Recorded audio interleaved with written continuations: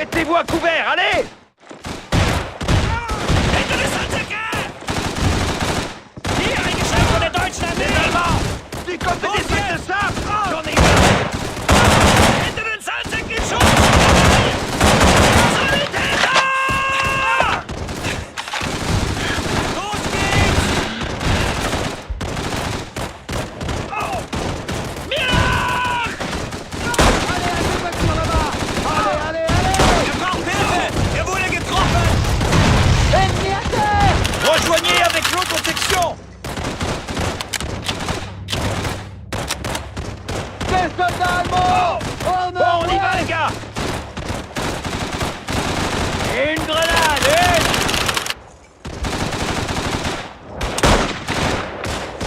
Sanitäter!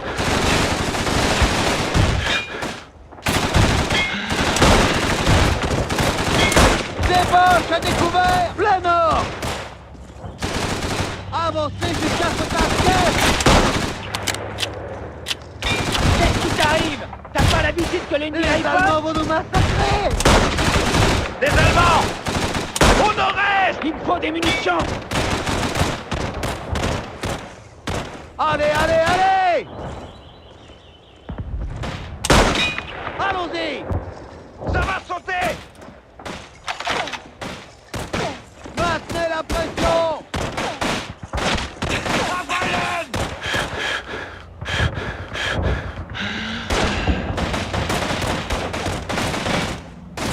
Je suis à sec!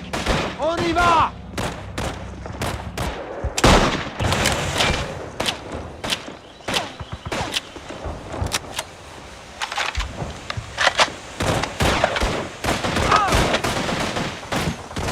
Massacrez-les tous! Il me faut des munitions!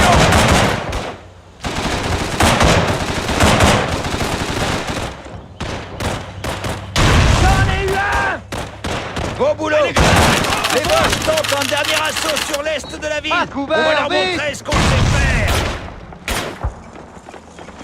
Suivez-moi!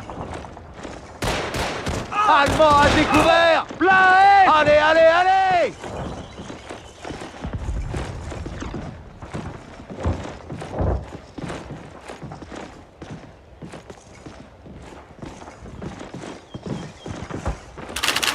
Allemand à découvert! Restez près de moi, on y va! Allez, on joue! À couvert, bon sang!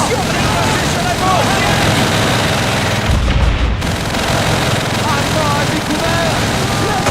In Deckung! Eine Bombe! Feindliche Truppen verlassen die Deckung von uns! Los! Los! Sanitäter!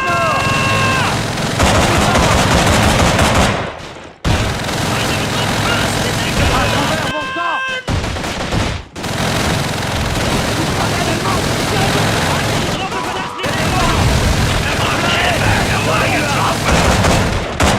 Mettez-vous à côté de ce canon anti-aérien! Suivez-moi!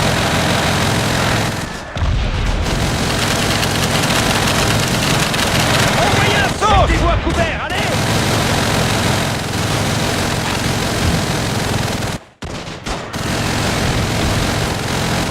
Je charge!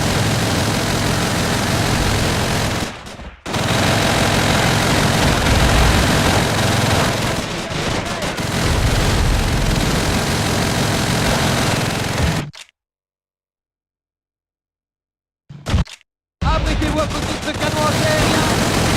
On va leur passer le pied! Abritez-vous à côté de ce canon anti-aérien!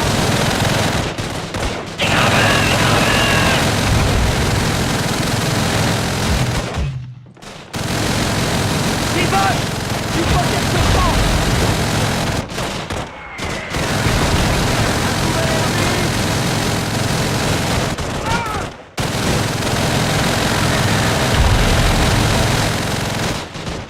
On est coincé!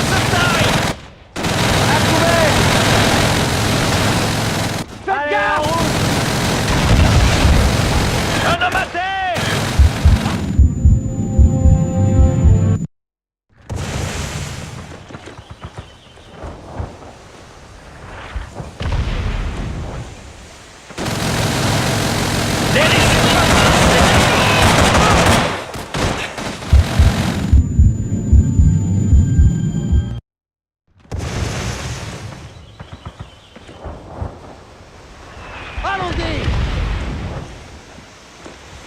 À couvert de... Des Boches à découvert! Allez, on y va!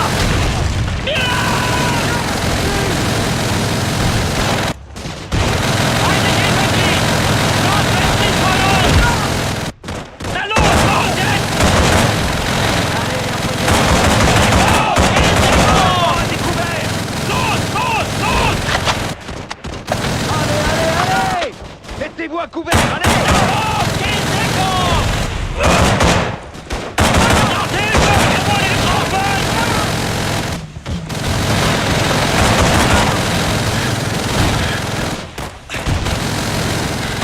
T'arrives! T'as pas l'habitude que les tirs au feu?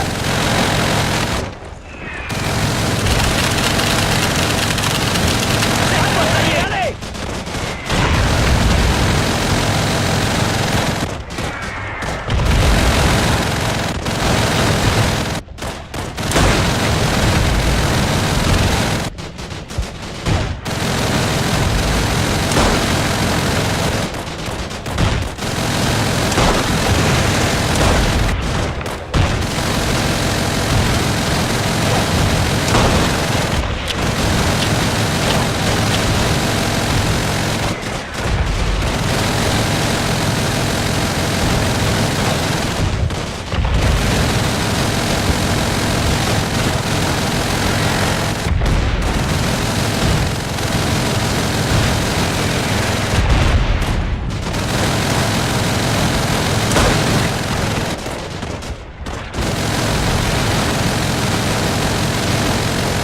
Massacrez les coups!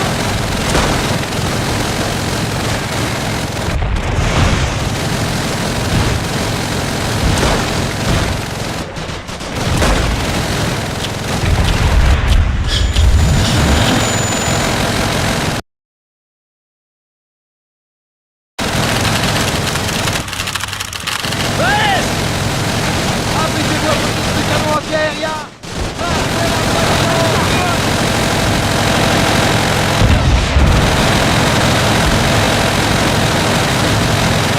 Les Allemands vont nous massacrer!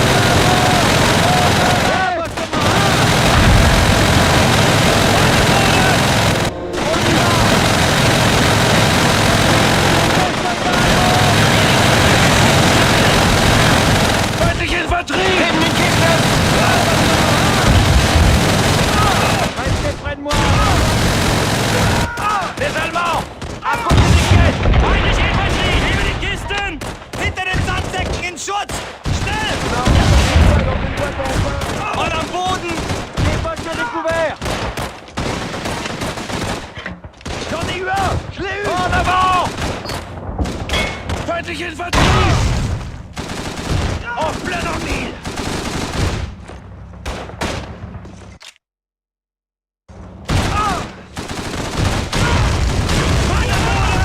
Les Boches nous ont coincés! Achtung, Granate! Des troupes allemandes! Es wird Zeit! Los jetzt! Envoie une grenade! Ennemi à terre! Hinter die Sandsäcke! Alle nach Boden! Des Allemands! In Deckung hinter den Sandsäcken! On va leur battre le cul! Er braucht Hilfe! Er wurde getroffen! Schutz! Schnell am Boden! Avancez!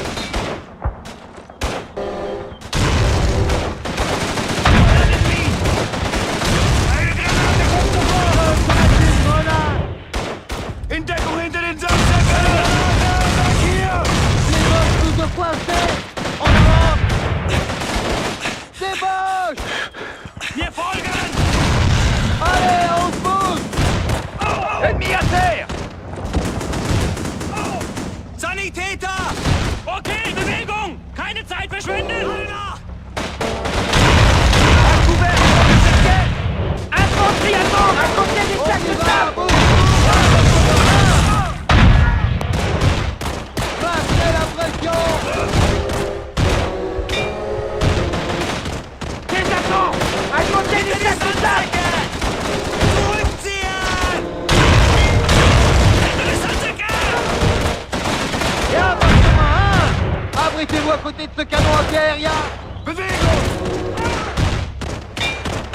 Ennemi à terre! Deckung, geh in Deckung! Mann am Boden! Massacrez-les tous! Los jetzt!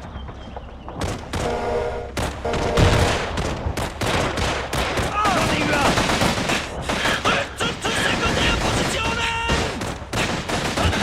Leergeschossen! On est coincé. Es wird Zeit! Los jetzt! Commence à courir, enfoiré de boss! On est coincé. Hände des Handwerkers! Granate. Alle nach!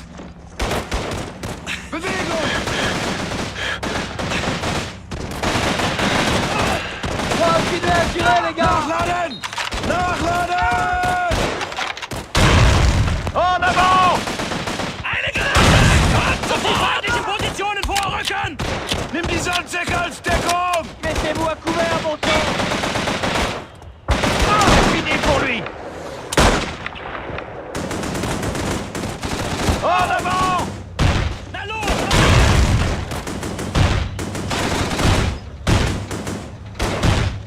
In Deckung gehen, los! Massacrez-les tous! Et un bon Mann am Boden! Une grenade. Couvert. Hinter die Sandsäcke. Et un bol de moins, hein?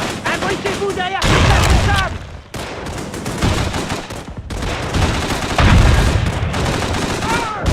Ennemi à terre! Hinter die Sandsäcke! In Deckung. Les boss nous ont coincés!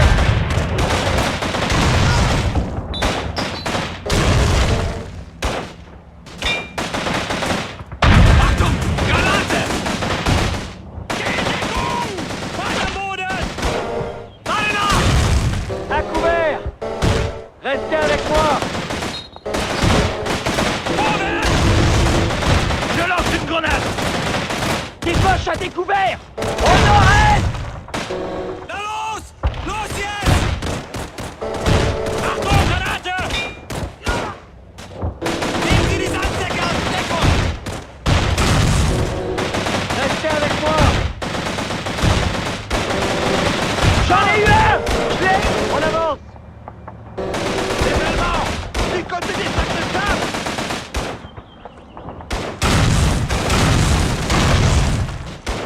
Alle nach!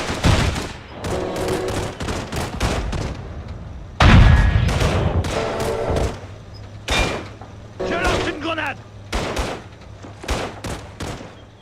Alle nach! Los jetzt! Eine Granate, kommt sofort! Une grenade. Courez. Los jetzt! In Deckung! On est coincé. Achtung! Granate! Allez, on pousse! Je lance une grenade. Alle nach! Maintenez la pression! Nehmen Sie die Sandsäcke als Deckung!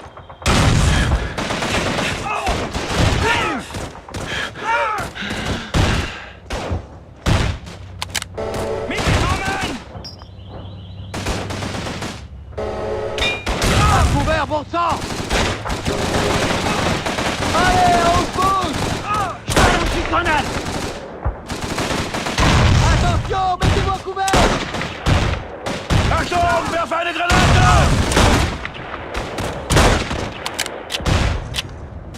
Des Allemands! Au nord-est! Allez, allez, allez. Mettez-vous à couvert, allez. Grenade ennemie.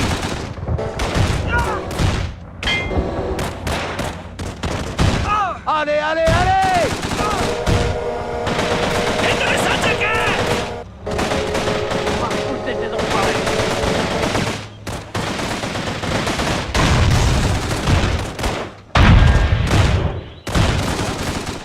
Hier nach! Achtung, Granate!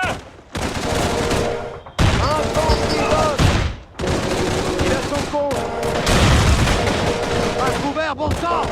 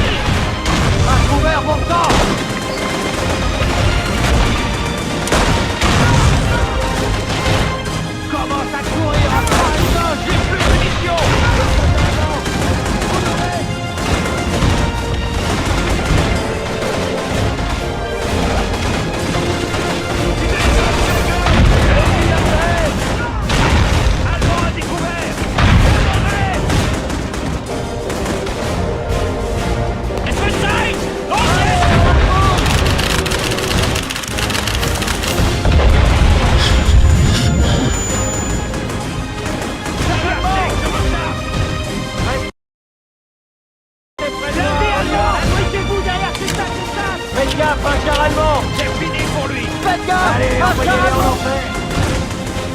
Planquez-vous derrière les caisses de ravitaillement.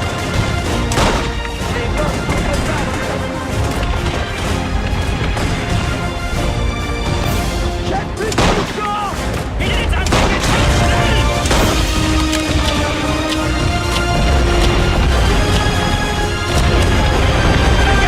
Regardez ça.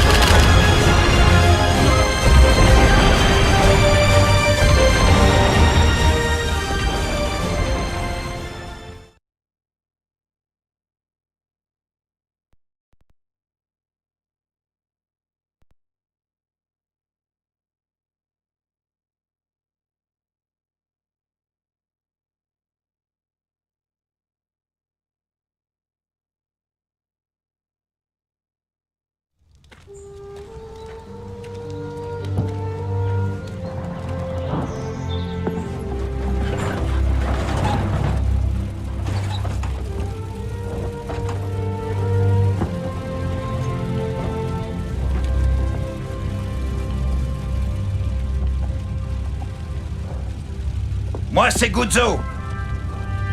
Y a qu'une règle. Mort, vous me servez à rien.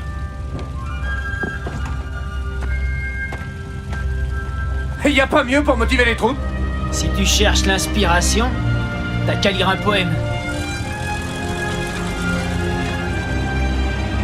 Les renforts canadiens et américains participent à la réduction de la poche de falaise.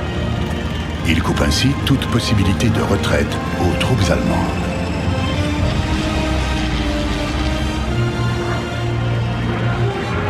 Quatre jours plus tard, les forces alliées libèrent Paris, mettant alors un terme à la bataille de Normandie.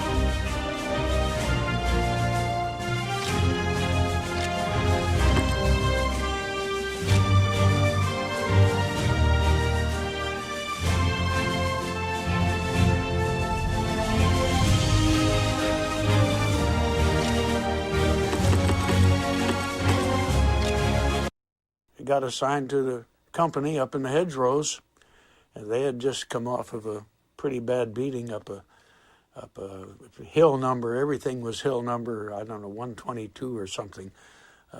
Didn't make any difference. We were some of the first replacements that they got in, and that started the go-round. We were in the deep hedgerows, which is the best place in the world to defend and the worst place in the world to attack, especially if the people that you're attacking have been there for a year or two, know every place, had it all well zeroed in. You sat in one place too long, why, you got a mortar in your hind pocket, the left or right. It didn't make any difference. Till we got out of there and started across the country with General Patton, why, it was touch and go. But the first action that I really saw was Savas Island, and that's was not a good experience. We went up through Bourg St. Leonard, which I remember because we got really shelled, and they were really trying to keep the gap open. The Falaise Gap was a place where 3 or 4 major highways went through a big set of rolling hills. They call them mountains, we call them hills, and they all came through the same place at this town of Chambois, which formed what they called the Gap, the Falaise Gap. And they were trying to get everything they could out of it. It was the worst mess you ever saw. I never have seen such carnage. We moved on up into the town of Chambois, went through the town, and set up in the edge of an orchard. We pulled in there at night and set up our machine guns to cover the field, which was where anybody could largely attack from us. There was a lot of noise across the field, but we couldn't tell what it was. It was getting dark. So we set up and bedded down. We'd been a long ways that day. When we got up at the crack of dawn, there's even more noise over there, and all of a sudden, it occurs to us when we could see real well, those are Germans making all that noise. And on top of that, they're lining up tanks and setting up guns. Well, we started shooting at the trucks and cars and stuff, and the people we could see running around, and the tanks were maneuvering, and pretty soon across the field they came. And one of the things you learned was you don't shoot 30 caliber machine guns at big tanks. And there's several reasons. First, it gets their attention, which you really don't want. And second, it makes them mad, which is even worse. And third, it doesn't do any good at all. It just does the first two things. But we shot off the infantry that they had for support. We could do that. A couple of trucks behind them, we managed to set them on fire. But as the tanks got closer, there wasn't anything we could do. And so the lieutenants that was with us and the sergeant says, sit tight, until they get real close. Because if they're real close, they can't see very well. And if you've shot off their infantry, they do that. Well, we waited till they got right in almost amongst us, and then we took off. We went back across the stream, set up in the farm, and the tanks milled around for a while, but with no support. They were vulnerable, so they backed off and went back across the field. Pretty soon they lined up to come up again, and we shot at what we could and then took off again and back towards, well, we'd got up some tank destroyers, which were we finally learned that our Shermans couldn't outgun an 88. But we brought them up to the edge of the ditch, but they couldn't see through this orchard and all the sheds and stuff that were there. And we're back screaming at them, get those tanks off of us. And they said, we can't see them, we can't shoot them. Well, then comes the idea, maybe early on shell shock or something, I don't know. I can see where they are, and I can see you. If I show you where they are, will you fire blind? And then we'll correct.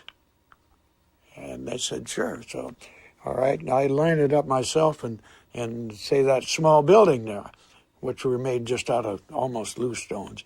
There's a big tank right behind that one. You aim at me, and I'll line up. I'll get out of the road, and then you shoot. And those guys are good. They would put an armor piercing through the building, and then followed up with an HE. And they never parked in wide open. They parked behind breeze or bushes or something, and they knocked out 2 tanks and chased another one off, and that was working. I'm still out in the middle, feeling pretty smart, and hiding behind an apple tree, apple orchard. Well, I didn't see the 3rd tank or the 4th tank or whatever one it was, and he shoots me right through the apple tree. French apple trees are not worth a damn. Bullet penetrated the tree and most of the way through my leg without ever hitting anything vital. What the sensation is, I don't recommend it, but felt like being hit with a sledgehammer. And I honestly couldn't tell you whether I had a leg, didn't have a leg, it was busted, or I could run like hell. Tank is coming after me. He quit shooting. I guess he's going to run over me. I don't know. Maybe he thought he didn't need to. And real quick decision, either I can run like hell or this is it. And I took off out of there like a screaming bullet. Ran around the corner of a building and fell over another tank. This is one of the so-called humorous things that you like to remember later. Clang. I ran into that thing. It must have made a terrible racket. Fell down, looked up, and there's a German up in the turret trying to assess the situation. I suppose a tank commander maybe. And for once, thank goodness for training, I was still carrying my rifle. And I recovered before he did and shot him. He went plunk down the tank, and I went zip again back towards Mother. Mother, that's the 2 tank destroyers. The tank's right behind me. They said that I got about 40, 50 feet from the ditch, and he went zip down in the ditch. I'm snuggled up between dead horses, cows, Germans, in this creek in the bottom. Anyhow, when the smoke cleared, they'd knocked out a couple of the tanks, damaged the other ones, so they left, and came down in the ditch and dragged me out. Said they had to pour some water over me before they could get too close to me. I'm deaf in a post. Got me up the top and checked me out to see that other than the hole in my leg, which at the speed I'd come in wasn't too bad, washed me down. I went over to an aid station, and the doctor slaps a super Band-Aid on it and said, "You want to go to the hospital?" And I said, "No, I'm still mobile." And once they closed the gap and the prisoners started, as soon as we shot up to the last tanks, white flags started popping up. We'd had a lot of different people wounded and everything. And the problem was, once they sent them to the hospital, we didn't get them back. And you get really attached. They say family ties are strong. The ties you get with the people you serve with like that are about as strong as they can get.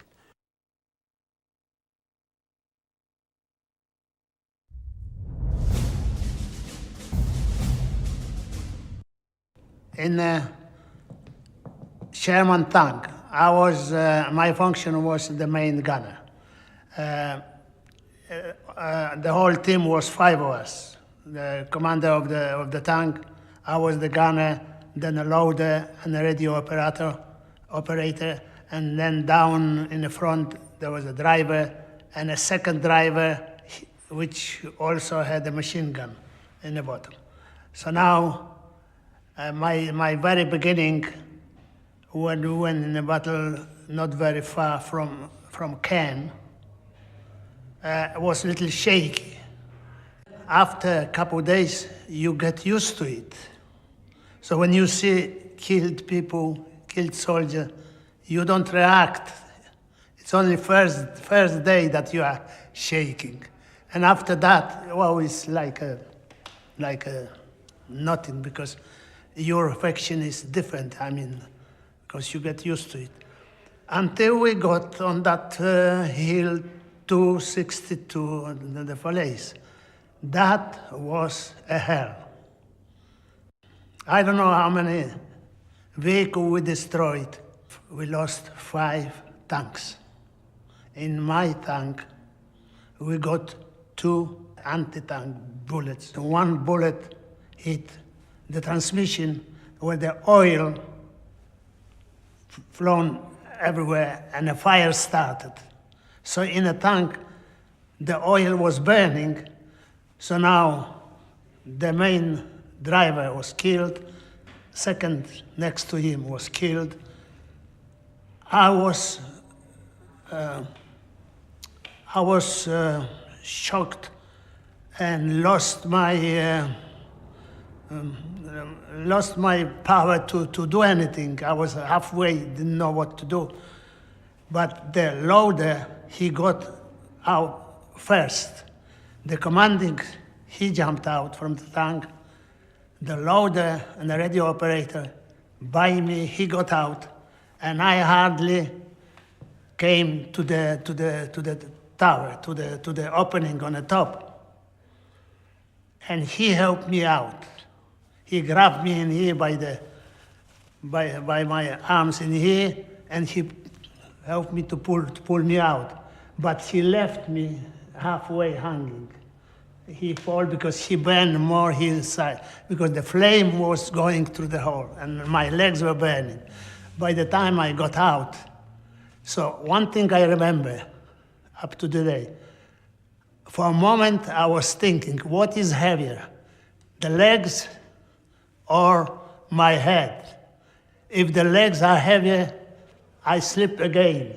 I didn't have any power to move if my head, then maybe so, and I fell by the tank and lost my memory and conscience.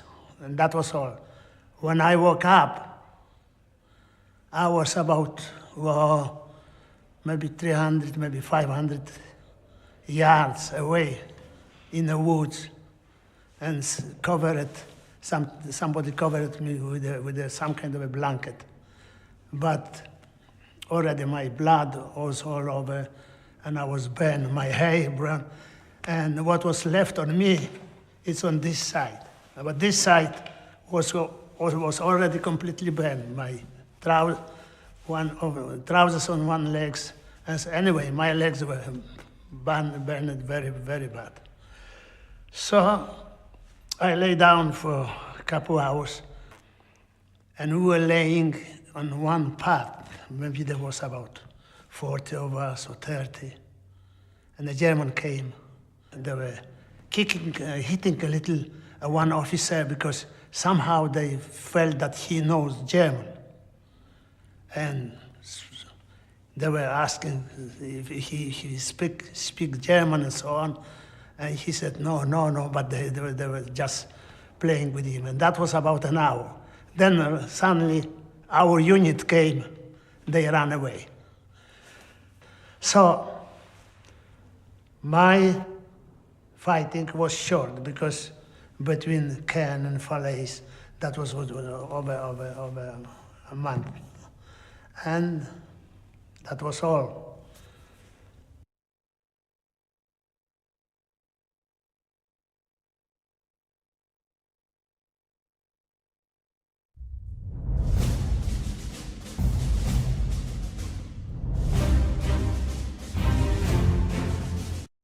When they formed us up to drive onto Falaise, they had the armor unit up front, including the British Churchill tanks. They brought those in, and they lined us up all 10 abreast, the tanks, and the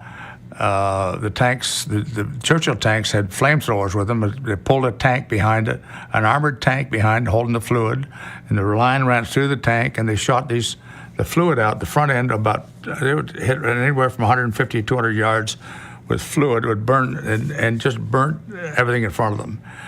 And behind that were the Sherman tanks. And then after that, the Bren gun carriers, which were a British-Canadian unit, full-track armored vehicle, open on top. But and then behind that came the Softskins, and we all rode. We were right. In fact, I was in scout platoon. We were weren't necessary to be up front. We were in the back, riding in a soft-skin vehicle, as the rest of the division was. The rest of the Argylls were anyway. And so we rode in these vehicles and went right across country, about 20, 25 miles, and just, I don't know, it was just hilarious to see this thing all lined up moving. And it was like a Wild West show already. The fellows were shooting their guns off and yelling and screaming and having a ball. In the meantime, out front, they were burning up the Germans as they went with these tanks and just swept right across country. It was really a sight to behold that I would probably never see again and never would. But it was really worthwhile to see. The regular German soldier was just like anybody else, and they were just guys. I mean, they were easy to get along with, and some of them were happy to get captured, you know. But not the SS. The German soldiers themselves, they were frightened of the SS themselves, okay? Because sometimes if they were told not to retreat, they had the SS behind them to make sure they didn't retreat, you know? And they shoot their own men. And this P-38 that I took off this officer, we were on a sweep, and I was about to walk up. We were stationed over maybe 50 or 75 yards apart. And I came across this walkway up, driveway up into the barn, and I was going to go up into there, see if there's anybody up there. And all of a sudden, a person yelled from a ditch, he said, "Don't go up there, you better come down here with me." Spoke in very broken English. And I jumped in the ditch with him. And he was a veterinarian, and he was educated in England. And thus the broken English, but I took his gun from him, and he said, "There are 3 SS in that barn, and they'll kill me just as quick as they'll kill you." So I fired a couple of shots off to get the other guys to come around, and we got the 3 SS out of there. One of the guys got up and threw a grenade and got them out. Didn't hit anybody, but they got them out. In another case, the next day we were out doing another sweep, and we ran across a whole platoon of SS. And we had a little battle fight with them, killed 2 of them before they gave up. And but they were miserable. They were just really, really, really bad. I mean, they were bad to deal with, you know. Not friendly, not anything, just really bad. At the Falaise Gap, when the Germans were trying to break through, that was the worst scene I've ever seen or ever want to see ever. The Germans kept trying to push out, and they kept just mowing them down. And the Germans used a lot of horses. And the horses were piled up, and the bodies were piled up, and they just kept trying to break out. That was a really horrendous experience. We were just scattered along an area. In fact, where we were, the Germans from the battle before were still laying there, you know. So we were just kind of. It was at night, and we were around a farmyard actually. And in fact, later on, when the Germans we had stopped them, and we were going back, and it was so dark that you couldn't see your hand in front of you almost. And I never will forget, another fellow and I were heading back towards the barn, and we ran smack dab into a cow and scared the devil out of us because we didn't know there was a cow there, and you couldn't see it. That's how dark it was. That was unusual because always, usually at night, you'd see something, but that was a very dark night. But we got the word that to pull back, since they knew at some point in time they knew the Germans had quit. So the scout platoon got pretty well depleted by the time we got to Germany. From originally altogether maybe 30 guys, it wound up being about 10 by the time we got to Germany. The depletion got pretty heavy. I've often said that I'd never do that again, never volunteer again. But I wouldn't trade my experience for anything I've ever had, anything I've ever done. I think those 5 years I spent in the Army taught me more than I could have ever learned in any kind of schooling operation.